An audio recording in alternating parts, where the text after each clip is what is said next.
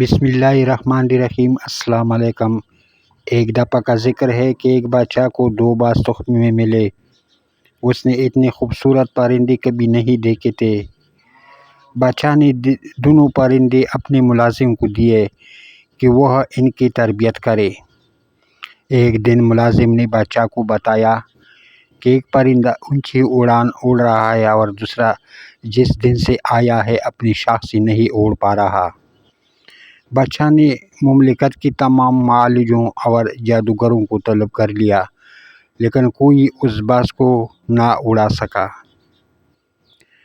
بادشاہ نے اپنے مشیروں کے سامنے یہ مسئلہ رکھا۔ گھنٹے دن اور دن مہینوں میں ڈل گئے، لیکن باز نہ اڑ سکا۔ بادشاہ نے کسی ایسے شخص کو بلانے کا فیصلہ کیا جو قدرت سے گہری دلچسپی رکھتے ہو۔